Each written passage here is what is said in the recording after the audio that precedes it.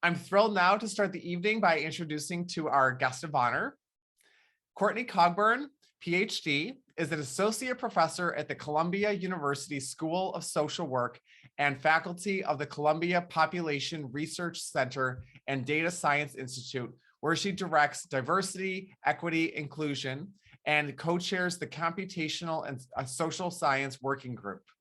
Today, she joins us in her capacity as the Chief Equity Officer and Knowledge Transfer Director of the Learning the Earth with Artificial Intelligence and Physics LEAP program, an NSF Science and Technology Center, STC. In her research, Dr. Cogburn employs a transdisciplinary approach to improving the characterization and measurement of racism and in examining the role of racism in the production of racial inequities in health. She explores media as a social stressor that contributes to racial inequalities in health, and she also works at the intersection of emerging technology and social justice. She is the lead creator of 1000 Cut Journey, an immersive virtual reality experience of racism that premiered at the 2018 Tribeca Film Festival, and is also the co-founder of the Justice, Equity, and Technology Studio at Columbia. Dr. Cogburn is a member of the American Medical Association's External Equity and Innovation Advisory Group, the Robert Wood Johnson Foundation Health Equity Collective. Dr. Cogburn completed postdoctoral training at Harvard University in the Robert Wood Johnson Foundation Health and Society Scholar Program and at the Institute for Social Research at the University of Michigan. She received her PhD in Education and Psychology and a master's in social work from the University of Michigan and completed her bachelor's BA in psychology at the University of Virginia. We're thrilled to have you today, and I'll hand it over to you. Hi, everyone. Really delighted to be here with you and kick off the series for this year. As Garan said at the beginning, please feel free to use the chat. If something's not clear or you want more information, I welcome the feedback and input, emojis and otherwise in the chat. I'm also, if you want to stop me and ask me to clarify something, please do. But otherwise, I'll just give an overview of the work that we're doing here at LEAP, and then we'll have hopefully a rich discussion at the end. So out of all of those things, Erin, thank you for the introduction. Out of all of those things that were said about me, I am not a climate scientist. I'm actually very new to climate, but I think a lot about social equity, racial justice, etc., from the 10,000-foot view. I like to shape institutions and where we move as a society. And so I try to get involved in those efforts as much as possible. And certainly the work around climate mitigation and climate adaptation is one of the most pressing, if not the most pressing issue of our time. And so anything I can contribute to this space, I will do my level best. I thought it might be helpful just to introduce me a little in a more personal way. I'm originally from Oklahoma City. I come from a family of educators, farmers, laborers, and Black cowboys. I'm also a second generation PhD, so I have this really interesting mix of things in my background. My cousins quite literally ride in rodeos and wrangle bulls, and also, I'm a researcher at a university. One of my favorite roles is being a mom to Idara, who's enjoying the donut there in the picture. But I'm also a professor, trained primarily in psychology, but really think about myself as a transdisciplinary social scientist. I think a lot about what racism is, how we measure it, and what we do about it, but have a mixed background in terms of my training. I am here representing, and shout out to Catherine Shaw, who's on the call with us. I think I'm the only one showing right now on the spotlight, but we'll say hello to Catherine later. Catherine and I work together around knowledge transfer but she's also deeply invested in DEI. We're very, very interested in taking the work of LEAP and making sure that it can be used in the most effective way possible. And I'll talk more about that as I move along. It's also important to highlight that there's Catherine. Hey, Catherine. Also important to highlight that we are a part of a large team. This is just some of us, but pulling off a project like this really requires a range of disciplines coming together to try and figure out these big problems. A quote that I like to use a lot is that there are people who solve the problems of their discipline and people who solve the problems of the world. And the climate crisis is a problem of the world. And it's an all hands on deck situation. We need computer scientists, geophysicists, data scientists, social scientists, et cetera, all working together in addition to our very talented administrative team to pull off something of this scale. So it's important, they're not here, but it's important to acknowledge all of their contributions. So climate change is happening. It's not up for debate. It's been up for debate for too long, one might argue. This is evident from a variety of factors.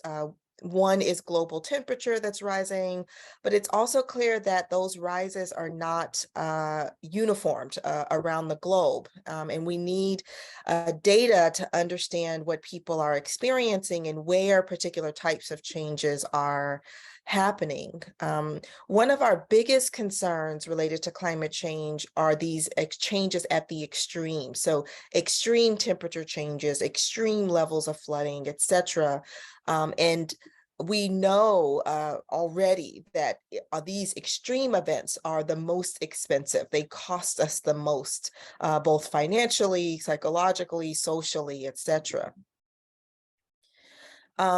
We're also keenly aware that while climate change is happening to all of us, we're not all impacted equally. We also know that climate change affects neighborhoods that are lower income more than others. We also know that those communities are the least responsible for the crisis that we're in, but they're often impacted the most.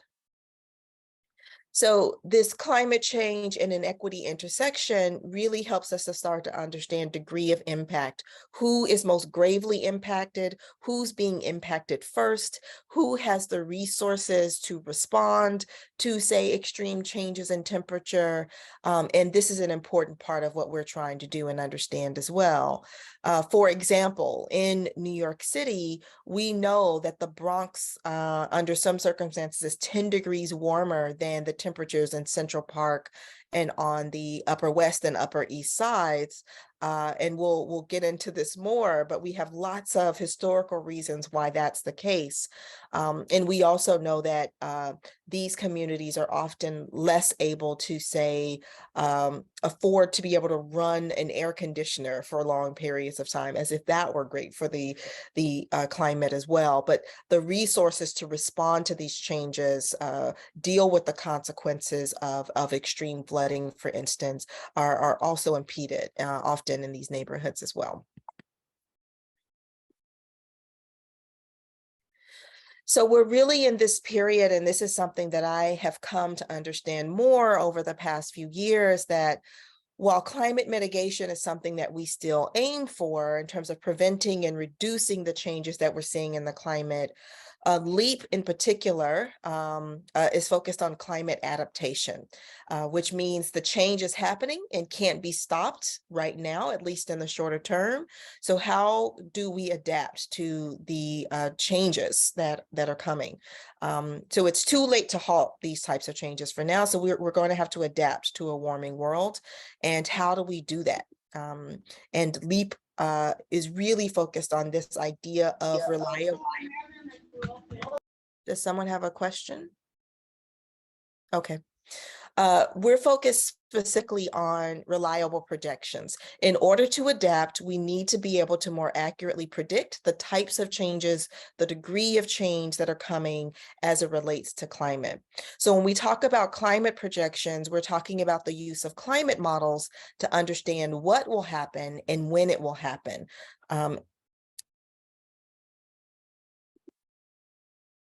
We're also focused on specifically more accurate predictions in this 50-year range. It's the range in which we're the least reliable in terms of our ability to predict climate crisis-related events.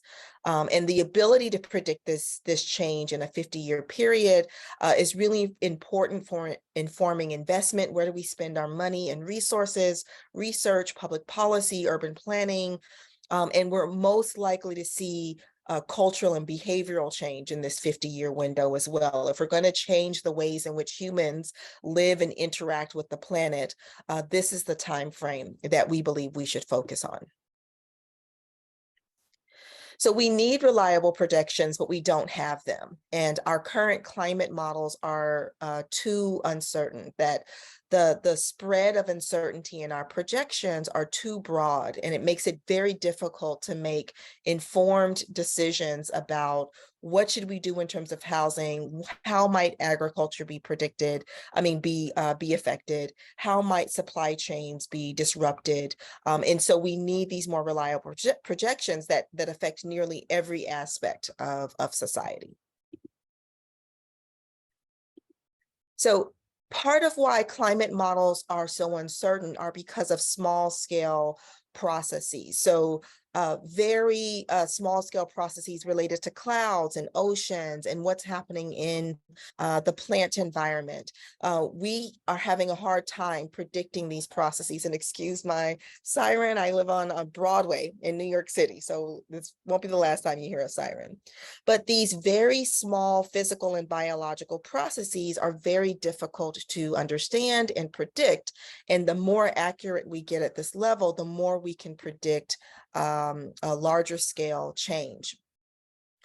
It's also uncertain because we need more accurate data at smaller scales in terms of geographic regions. So again, this is a global problem, but whether what we're going to observe in terms of climate crisis will vary wildly depending on where we are in the world.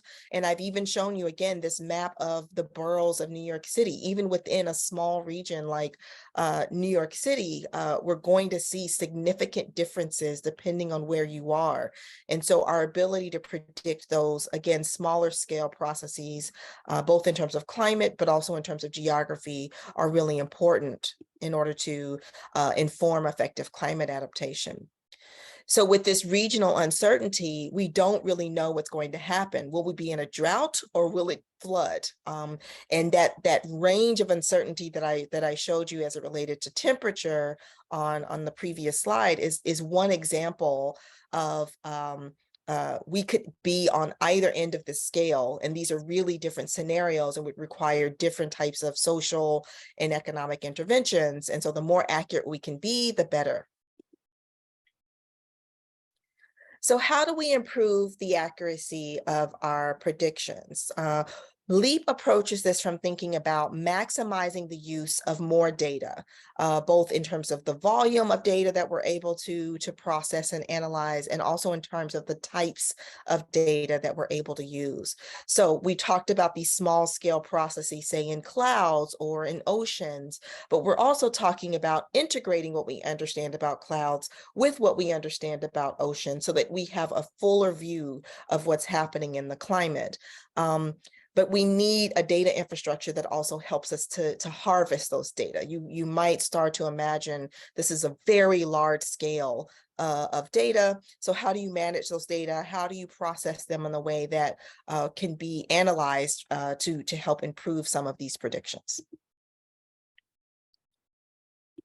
So our current climate models, looking on the, I guess, my left, are too uncertain, and they don't efficiently use data. The blurred image there is showing you the clarity with which we're able to understand the climate ecosystem. And so with LEAP's climate modeling, we're trying to improve accuracy and optimally integrate a wealth of different types of data.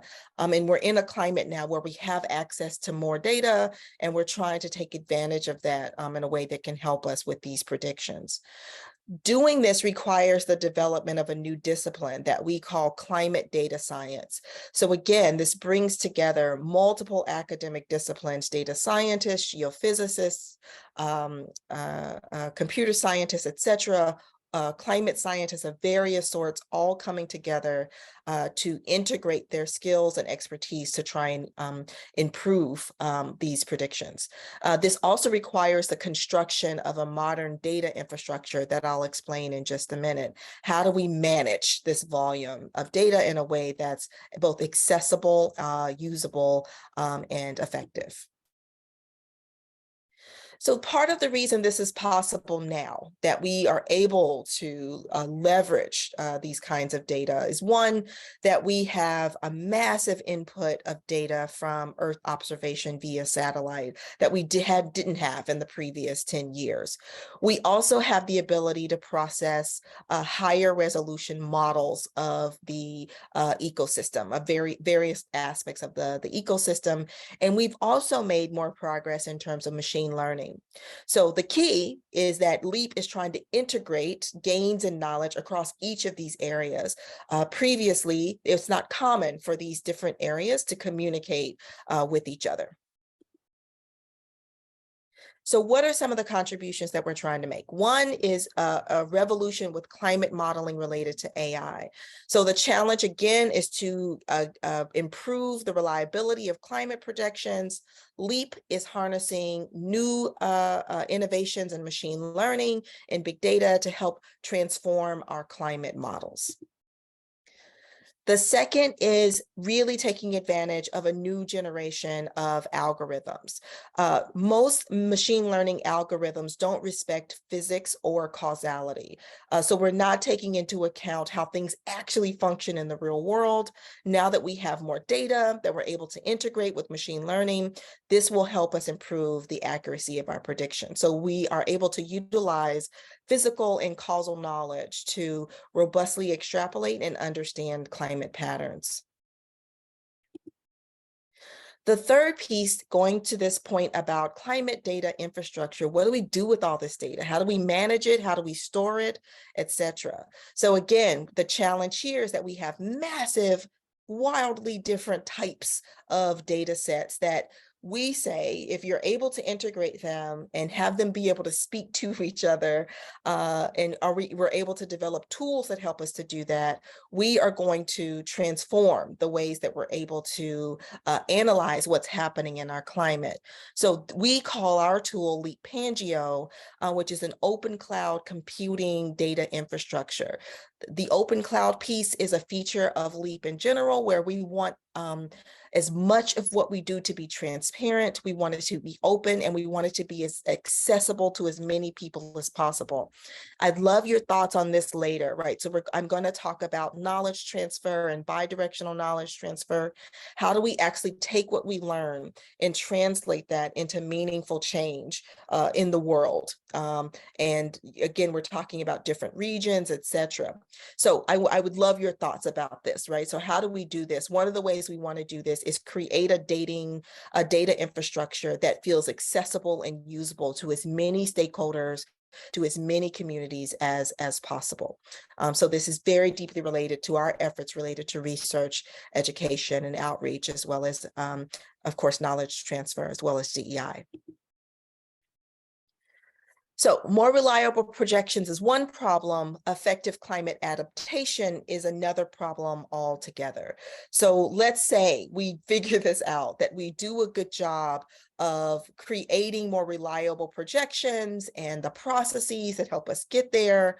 If we are not able to communicate that to the public effectively, if we're not able to translate that to various stakeholders, if we don't create a tool that is usable and accessible to as many people as possible, the science may not do what we hoped it would do, which is to improve our ability to adapt to the climate crisis.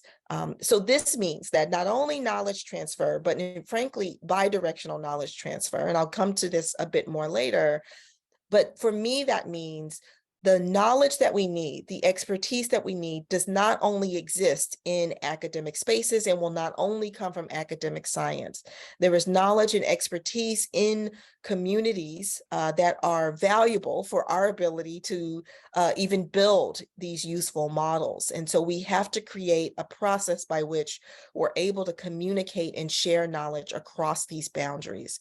And of course, we need as many people as possible from as many walks of life contributing to this science. And it's particularly important for those scientists who come from communities who are most deeply affected by inequities that relate to the climate crisis, are at the table helping us produce this science as well. So this is also an important component. All of this for us comes together to suggest that if we don't figure out all of these pieces, our ability to support effective and efficient climate adaptation will be hindered substantially. I like this quote from Dr. Manabe, who's a Nobel Prize winner and a pioneer in climate science. And he says, "It's so mysterious. Trying to predict or understand climate change is difficult, but nothing is more difficult than what happens not only in politics, but in society.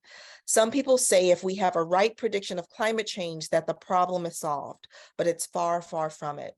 So here we have world-renowned climate scientists acknowledging that one of the most complex parts of this is the social element, social systems, issues of social justice and equity, which is why you would have someone like me who's not a climate scientist working with this team to try and understand how we maximize our relationships, our sharing of knowledge and communication, diversifying our teams as much as possible, again, to give us the best shot at effectively responding to the climate crisis. So how do we do that? How do we ensure meaningful use and application of LEAP science to address evolving needs of society?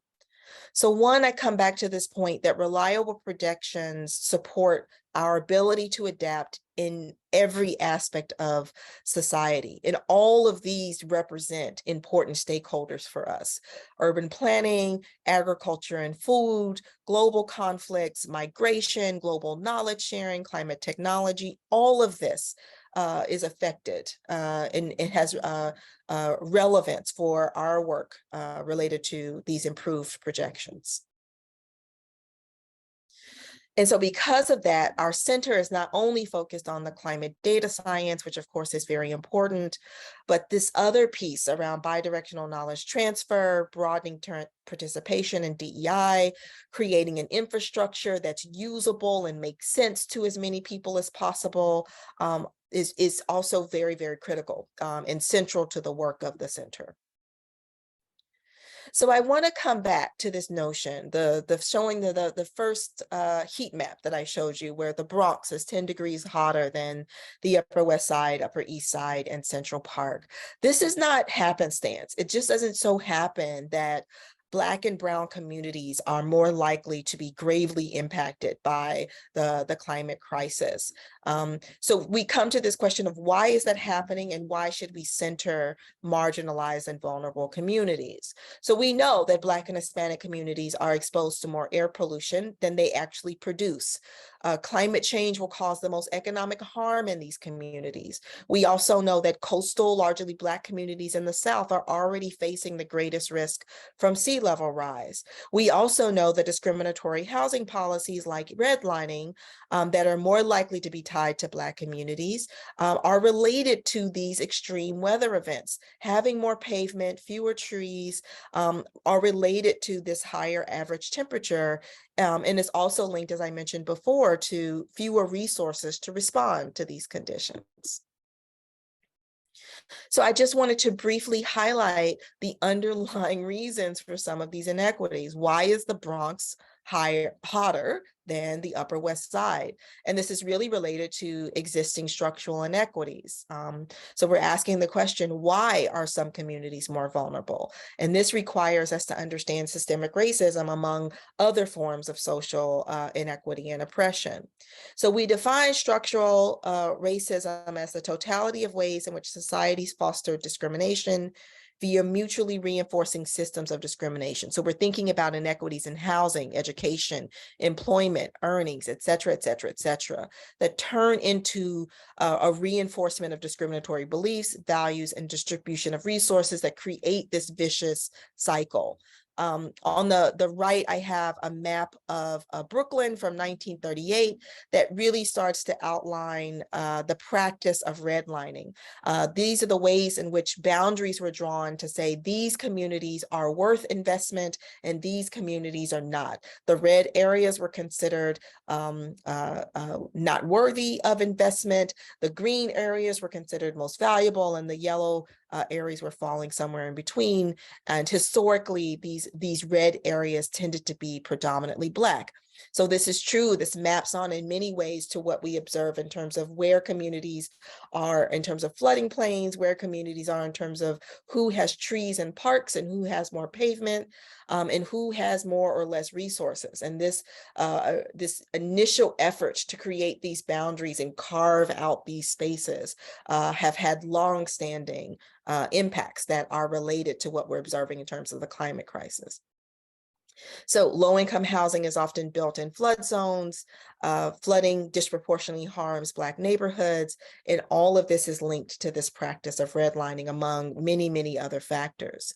So it doesn't just so happen that the Bronx is hotter. It's not a coincidence that Black communities, brown communities are more likely to be facing the grave consequences of the climate crisis that other communities are not to the same degree.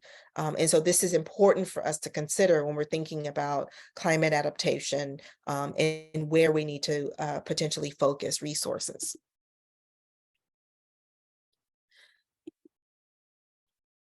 So to close out, I think that I want to emphasize this point about knowledge and whose knowledge do we privilege, and to reiterate this point that in order to think effectively, not think, but implement climate adaptation and respond to the climate crisis, we're going to have to rely on expertise beyond Columbia and beyond what can be produced through academic science. So to maximize our ability to adapt to climate change, we must be positioned to accelerate support for groundbreaking climate science research that's already in progress, but also quickly translate existing and emerging science into practice. And that requires relationships and knowledge that exist beyond this, outside of academic spaces.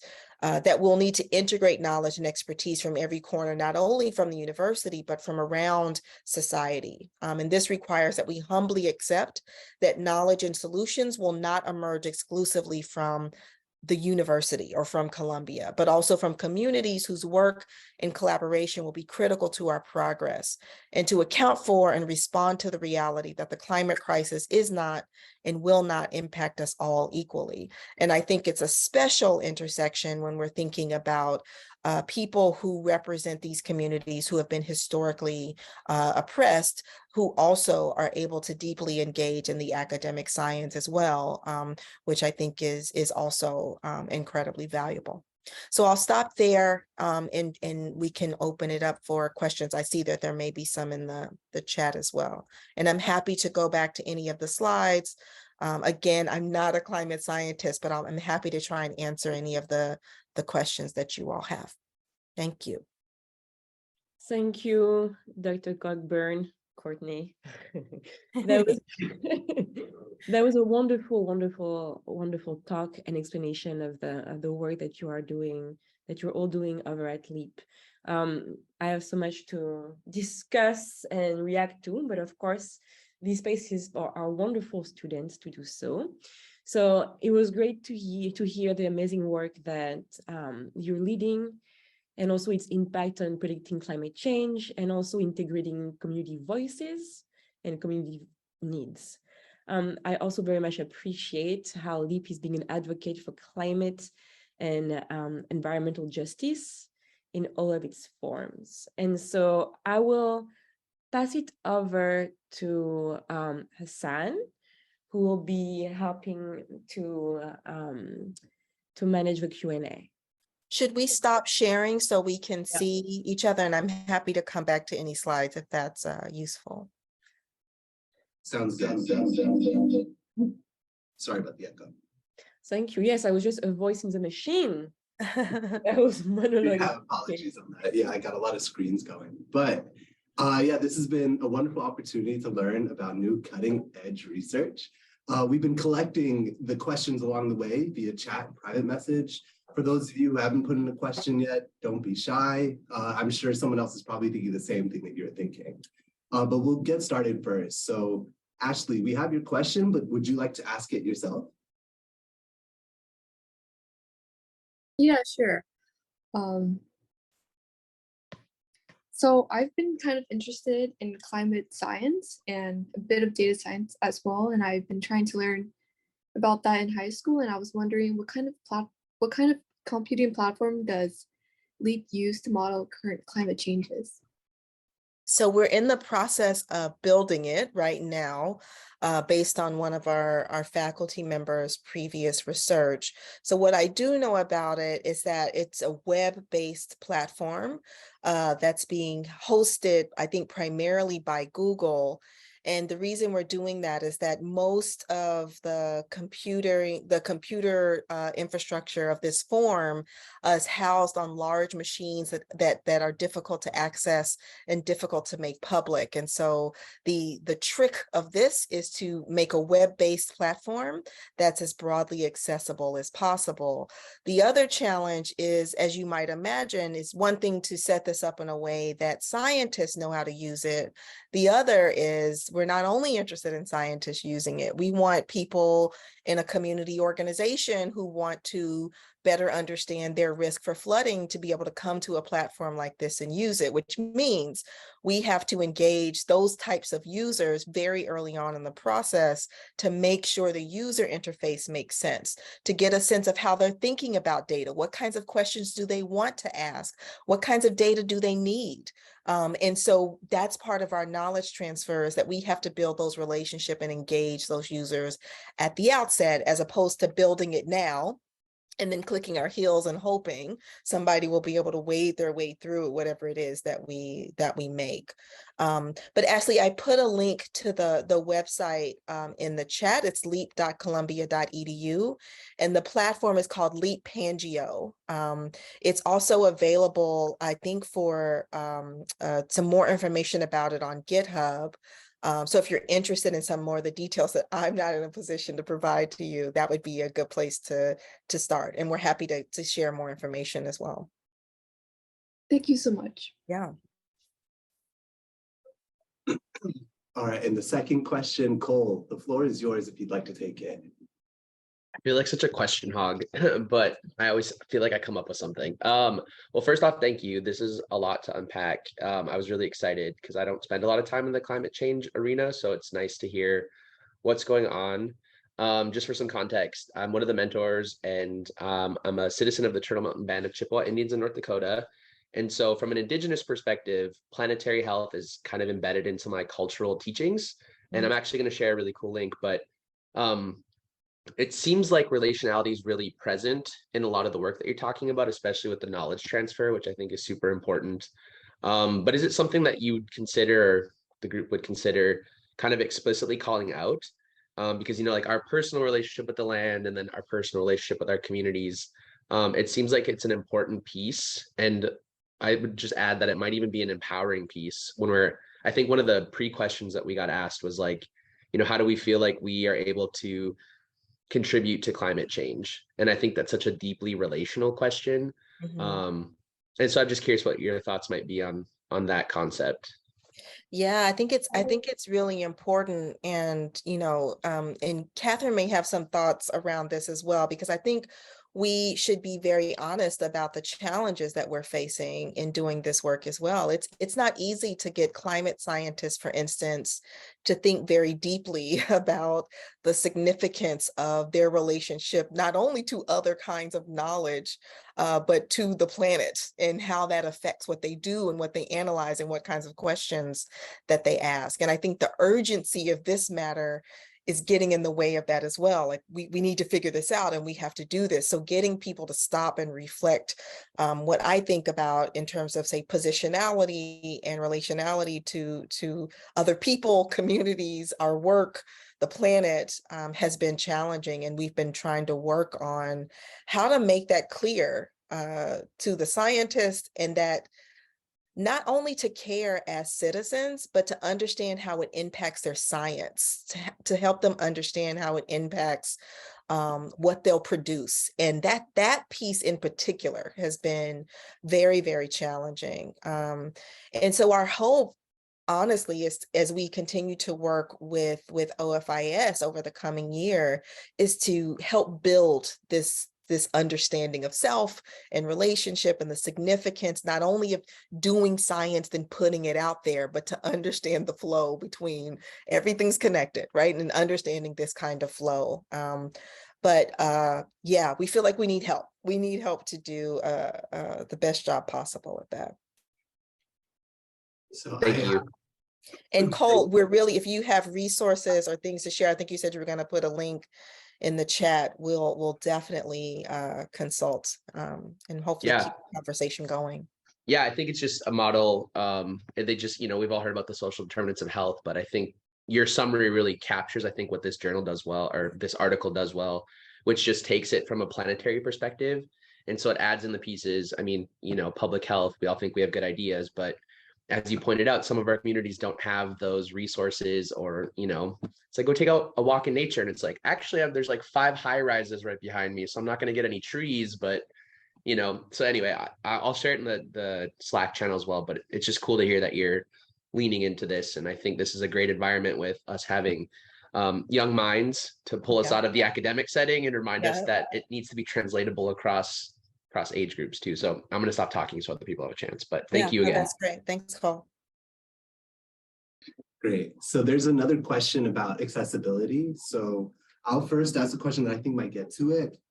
What's the benefit of using open cloud? And it's a 2-piecer. So the first piece is, what's the benefit of using open cloud? And then what influenced you to make that decision? And how do you think you can influence others?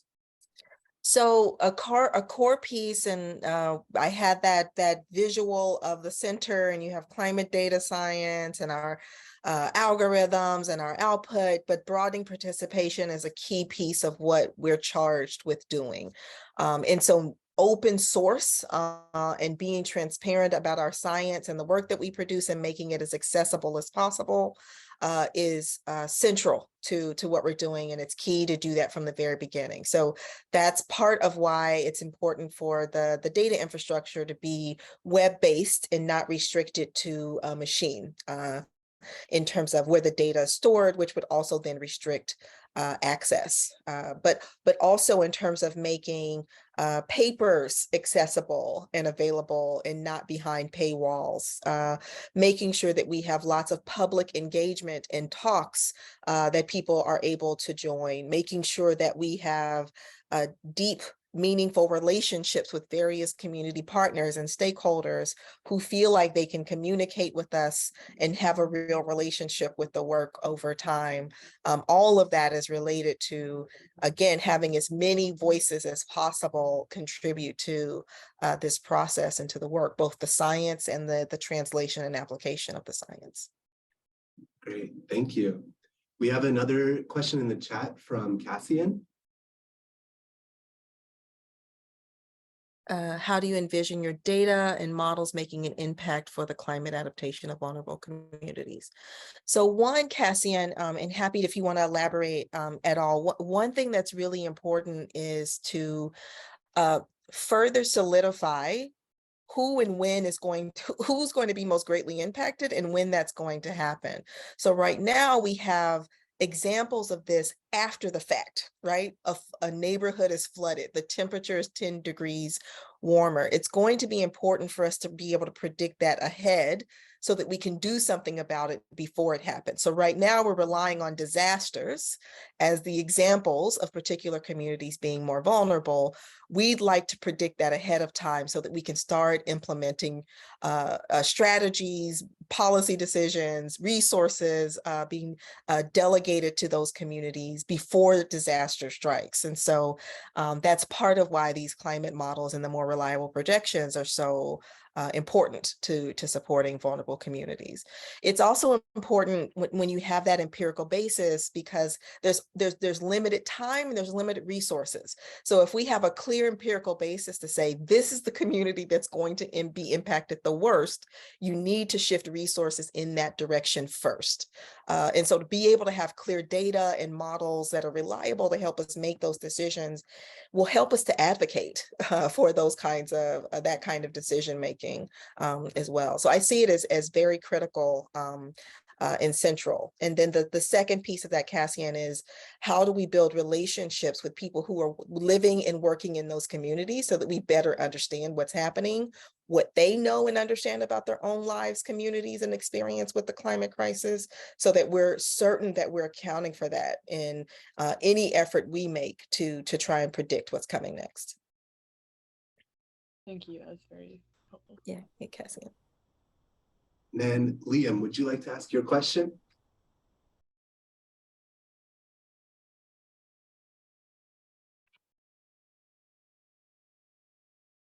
And then if Liam is not able to, Axel also has a question. Well, we can jump to it, and Catherine, you might want to Yeah. jump in here. So we want LEAP to be accessible, and so we've started to thinking about what model can we put in place that lets people know that this is not for only scientists or academics or people from places like Columbia. So there are ways to just sign up for what we're doing. You don't have to pay anything, but you'll get a sense of what we're doing, what events are open that you can participate in. We're building a relationship with OFIS and hope to continue that so that you'll have a direct connection to what we're doing that way as well. But Catherine, what are some of the ways to affiliate with the center that might be of interest to, people here in OFIS? That's Sure. okay, Liam. I'm just going to quickly put in the chat. This is the direct link. If you would sign up here, you'll come right onto our mailing list. Yay, another mailing list. But this is going to be a good one, because here, when you connect with us, we'll be able to send you weekly updates of what we're up to. Most of our stuff is hybrid, if not completely on Zoom. And so if you're able to join us, log on, just register. We don't have to pay anything. Just come, listen to our scientists. I, like Courtney, I do not come from a pure science background. And so I'm on a very steep learning curve listening in on some of these seminars that I hope you'll join us in attending. And yeah, it's just really fun. We've had people, even this fall, we've had people from as far away as Germany actually dropping into town and joining us for a seminar, and it's been really fun. And so that's one thing you can do. You will be able to find out where Courtney and others of our scientists will be out and about at different conferences and speaking in different states. So Courtney could be coming to a state near you. We have a newsletter coming out where you'll, and just come onto our website. We have a whole section of our publications. We have a YouTube channel. We've got all the social media, blah, blah, blah, blah, blah. So just connect with us and we'll keep an eye out for you. Thank you, Catherine. And then in the spring, for instance, you'll have, scientists talking about how they're using machine learning and the details of how they're developing these models, et cetera, what some of the challenges are. But we'll also have, someone who works in knowledge transfer and thinks about community engagement and community building and working with us around that. We're having a community-focused workshop in April, I'm forgetting the April, where people who come and participate with us will get to use Leap Pangeo, that data infrastructure, and help us start thinking about, this is not working. I don't understand this. Here's the kind of data I would want to use. I don't understand how to use this interface, right, to help us start building that. So scientific talks, but also these other ways to stay engaged. And signing up for the listserv is the first way to get started with that. So you may have already answered this question, but it's really relevant to the comments you've just made. Axel asked us a question. If you'd like to ask it yourself, Axel, you can. I'll give you a couple seconds. If not, I'll just read what you wrote. Yeah, my question is, how do you plan on sharing the results from it to like the communities that you're talking about? Because like if you try to using it the internet, I don't think a lot of them have access to it, and how are they going to receive it? So I was thinking maybe go to the news route and like hand it to their local news so that they can report about it. That's a great idea, Axel, and it's part of what we hope to develop with this group is what types of strategies are going to work, right? And to also not rely only on, say, an academic article. We're really interested in, say, how you would listen to a scientific talk and how you, Axel, and other people at OFIS would take that information and translate it to make it more accessible to a broader audience, and then help us think through what are the best mechanisms for communicating this with different communities and different stakeholders. And it's not always Twitter, and it's not always paper or an academic paper. So the idea of it's exactly the kind of thing we're interested in having conversations about is how do you get it into the hands of people who need it and make sure that it makes sense and is accessible. So that's a great idea, Axel, thanks. Catherine, you had a addition there? Yeah, I wanted to also, let everyone know that we have an education arm, a part of the LEAP body, and they're very active in engaging, at least for now, the New York City education community in coming on board with LEAP's work and doing the translation work that Courtney's referring to. And so we're doing it with the New York City teachers and the education system here, K through 12. And, we're hoping to see in the coming years a ripple effect where this kind of knowledge transfer via the education route really comes alive, and it spreads and it multiplies and it goes out to different communities. And so, teachers and families and into the minds of children and into the classrooms, you don't need internet to talk to each other and to teach face to face. And so that's kind of the big vision that LEAP has as well. Great. Thank you so much. We don't have enough time for the last question, at least vocally, but if both of you would like to respond to Edward's question in the chat, that would be fantastic. I'll pass it on to Garansh or Caroline to close it out.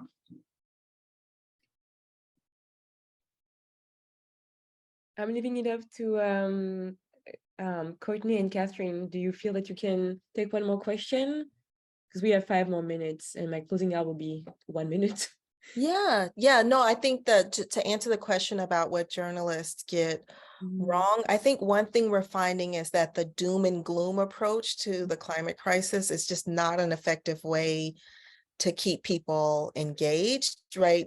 This is serious business. No one's I would imagine no one on this call is in denial about that, but trying to engage people in a way that really helps all of us understand what can be done, how we can be effective, but more importantly, I think how we can influence systems to help benefit us as a collective is a better way to frame these things in the media. And I think that, this is a principle of journalism that I think gets in the way sometimes. I understand its roots, but trying to be objective. And so, both sides of the story are valid type of thing. And I think when it comes to the climate crisis, we just can't afford to do that. As with a number of other issues, but playing both sides of the coin in terms of what we're dealing with is really dangerous as it relates to this. We just don't have time to make this an intellectual exercise where we're debating hypotheticals. This is a reality. It's at our door, and we have some very serious issues to deal with. So I think that's part of what could get in the way, or what goes wrong when journalists cover some of this. Awesome. So it's been like an incredibly important talk. and very much aligned with the ethos of Our Future is Science and our approach as well. So we're very thankful to have a younger generation who's interested in combining science with social justice to solve for community issues. And we hope, OFIS cohort, that you were even further inspired in your journey by tonight's talk. So Dr. Cockburn, thank you so much for spending the evening with us. Catherine, thank you for participating and being here as well. Yes, thank you. You are free to go, but our mentors and mentees, please stay on. And lastly, before I forget, again, we thank you for attending the community talk. Please visit our website at ourfutureisscience.org and follow us on social media to learn more about our initiative, future events, and our educational campaign. And on that, we're officially off. Mentors and mentees, do stay on, please. Also, mentors and mentees, if you look up, you'll see that I commented the feedback form, the sign-in form. I'm going to put it in the chat again, since it's getting all the thank yous. And rightfully so, thank you both, right? But the sign-in form is there. All right, great. So we know that some of you may have questions. We spent the past week setting up Notion, setting up the Slack teams, setting up Canvas. We know that we're probably getting everybody in there, but there might still be some of you who are having difficulties. So please, if you guys have any questions about the setup process, if you feel like you aren't getting emails or you aren't getting invites, now's the perfect time to bring that up.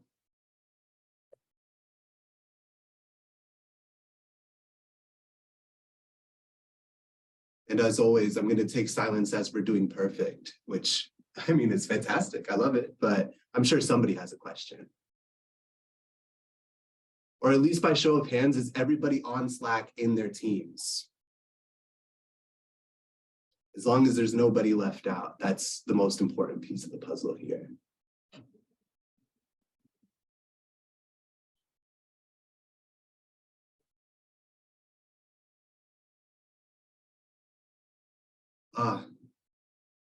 Sorry, everybody. Let me send you the link. And has everyone been able to get on Canvas?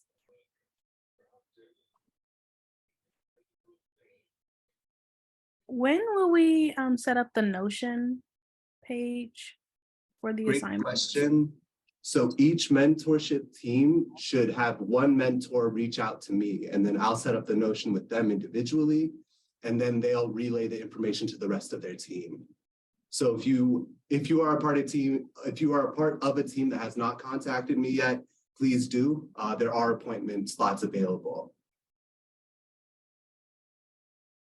And thank you, Joni. There's now the correct form.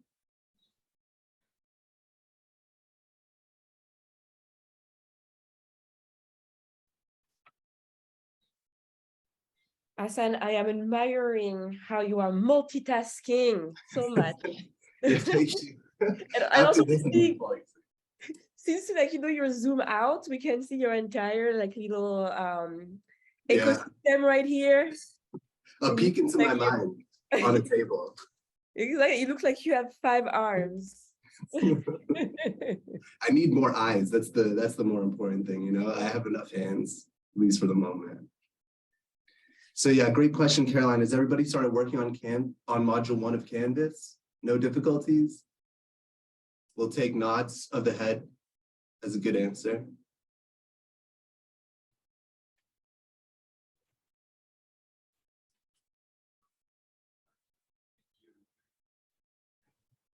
All right, well, if there are no more questions, make sure to fill out that form. Remember that we do close it after 15 minutes, so it's important for you to fill those out ASAP. As always, if you have any other questions, use the Slack. You can message us on the mentor Slack, the mentee Slack, or in your teams. If you don't have access to any of those, or if one of those you don't have access to, message me or message any of the others on the OFIS staff, and we'll try to get that sorted as soon as possible. Just one more thing, if there's somebody, mentors, if there's somebody from your team who didn't come tonight, it would be great if you could check in with them we recorded this, so it's important that they see it, but it would be good to know if there are any issues with their being able to attend. All right. Well, I'll pass it on to Grunge for the final closeout. I don't think that. Oh, sorry, I do have a question. Okay. Now that you're bringing up checking in, is there a way for the mentors to see the list of mentees? Because we didn't know who to check in on because we only had one, and I don't know if we're supposed to have more. So is there an official list or something that we can look at so we can check in to make sure people are there? Check your Slack channel. So you should see the participants and the lists are there. They don't have specifications on like who the mentor or the mentee is, but I assume the mentors would know who their co-mentors are. But in the meantime, I can go in and I can send you guys each channel a list of your roster so you know like, who's supposed to be in there. Okay, cool. Thank you. And on that note, first of all of you, have fun, learn, match. You know that you have an incredible program team that is supporting you. And I want to thank them. I want to thank Aspen for his amazing work today. I want to thank Caroline. I want to thank Ebony. I want to thank Jelana. And I want to thank my wonderful collaborators, Aaron. Also, don't be shy. Learn to know each other. And feel free to do what Cole does, to just jump in and ask questions. All right, on that one, have a beautiful evening and we'll see you very soon.